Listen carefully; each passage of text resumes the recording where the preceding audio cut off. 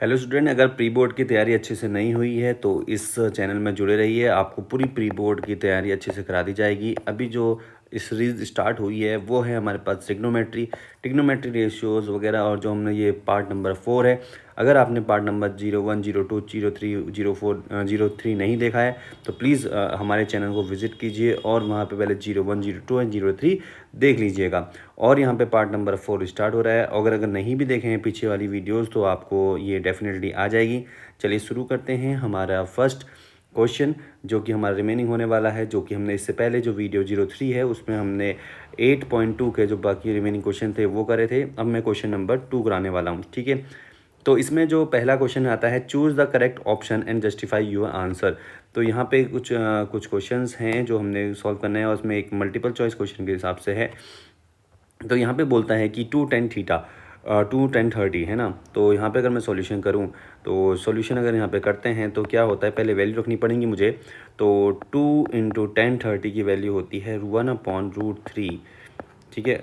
1/√3 divided by 1 plus tan square 30, मतलब 1/√3 का क्या करना पड़ेगा, हमें स्क्वायर करना पड़ेगा। अगर इसको फिर फर्दर सॉल्व करते हैं तो क्या होता है, 2/√3 आ जाएगा यहाँ पे। 2/√3 आने के बाद नीचे लिखेंगे 1 + 1/3, ठीक है। तो यहाँ पे जो होने वाला है ये हो जाएगा 2/√3 डिवाइडेड बाई 3 प्लस नीचे 1 मारेंगे तो ये क्रॉस मल्टीप्लाई हो जाता है और यहाँ पर मल्टीप्लाई हो जाते हैं। 3 में 3, 3 + 4, 4/3 होने वाला है। तो अगर हम यहाँ पे सॉल्व करें इसको तो यहाँ से तो क्या होता है, बीच वाले साथ मल्टीप्लाई होता है, लास्ट वाले साथ मल्टीप्लाई होता है। तो 2 × 3/√3 × 4, यहाँ से 2 1 ज़ा एंड 2 2 ज़ा कट जाएगा। और मैं यहाँ पे से लिख सकता हूँ कि ऊपर वाले को लिख सकता हूँ √3 × √3 लिख सकता हूँ और नीचे लिखूँगा √3 × 2। √3 से √3 कैंसिल एंड आंसर आया √3/2। और √3/2 इनमें से, इन चारों में से किसकी वैल्यू होती है वो देख लो। देखो किस में होती है। तो √3/2 साइन 60 की वैल्यू होती है √3/2, बिल्कुल सही है, पहला ही इसका आंसर होने वाला है। तो साइन 60 जो है इसका ऑप्शन सही है, ठीक है। चलिए शुरू करते हैं नया क्वेश्चन। यहाँ पे आया है 1 माइनस, यहाँ पे जो क्वेश्चन पूछ रहा है वो पूछ रहा है कि 1 - tan स्क्वायर 45, ठीक है। इसमें सॉल्व कर लेते हैं। सॉल्व करने बहुत इजी है, कोई दिक्कत नहीं है। वैल्यू पुट करनी है। 1 - tan 45 की वैल्यू होती है 1 का स्क्वायर, ठीक है, अपॉन 1 + tan 45 1 का स्क्वायर, कोई दिक्कत नहीं है। तो यहाँ पे हो जाएगा 1 - 1 0 है ना, और 0 आ गया। अब ये 0 किस्म की वैल्यू होती है tan 90 की साइन, ठीक है। इसका आंसर क्या आ रहा है, 0। डी ऑप्शन सही है, बिल्कुल 0 आंसर है इसमें ऑलरेडी। तो यही इसका आंसर होने वाला है। 0/समथिंग, 0/समथिंग क्या होता है, आंसर 0 ही होता है, ठीक है। तो नेक्स्ट क्वेश्चन आते हैं हम लोग। यहाँ पे साइन 2a की value equal to sine a होता है नहीं होता है, ये बात करना चाह रहा है। तो अगर मैं यहाँ पे बात करूँ, अगर व्हेन एंगल a, अगर साइन 2a = 2 sin a कह रहा है तो देखते हैं। अगर एक बार मैं साइन 0 करके देखता हूँ। अगर मैं एंगल a = 0 ले लूँ, अगर a = 0 ले लूँ तो अगर मैं a = 0 लूँगा तो क्या होगा, साइन 2 × 0 बराबर 2 × साइन 0, है ना।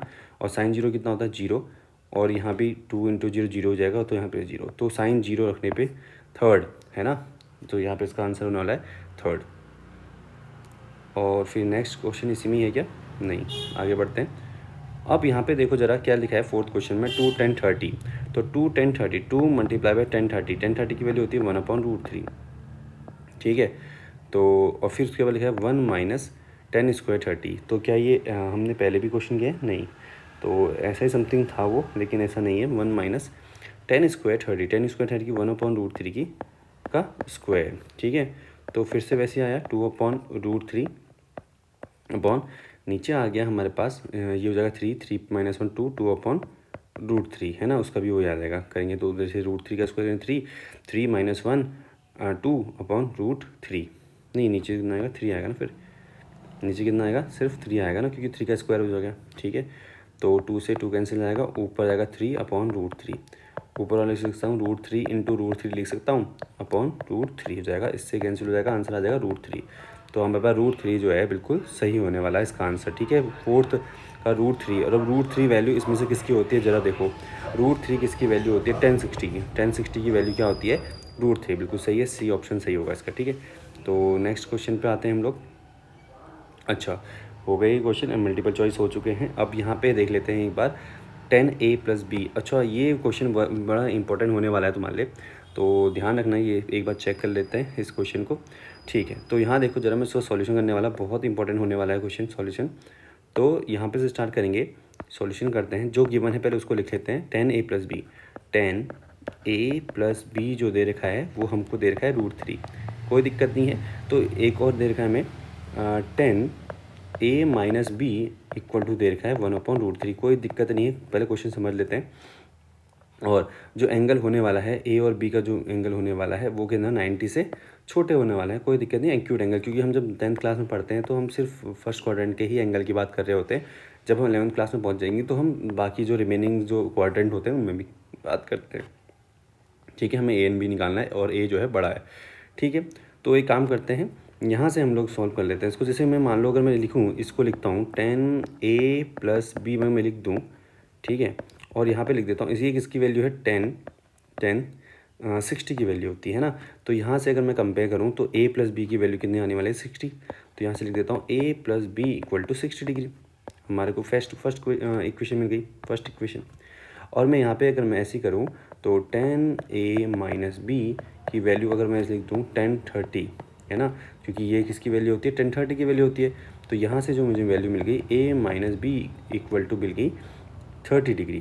ठीक है, अगर मैं यहाँ से a की वैल्यू निकाल लूँ, अगर मैं a की वैल्यू निकालूंगा तो क्या आ जाएगा 30 + b, है ना, और उठा के यहाँ रख देता हूँ। तो यहाँ पे अगर मैं 30 + b अगर रख दूँ प्लस b = 60 डिग्री, तो क्या होने वाला है 30 + 2b = 60 डिग्री, एंड 2b = हो जाएगा 60 - 30।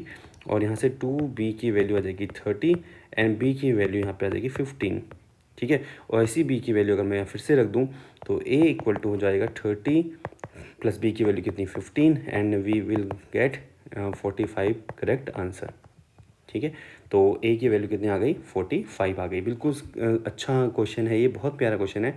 इसको प्लीज़ चेक कर लेना और नोट कर लेना, जो भी दिक्कत होगी तो मुझसे पूछ सकते हैं बाद में। ठीक है, चलिए आगे बढ़ते हैं क्वेश्चन नंबर 4 पे।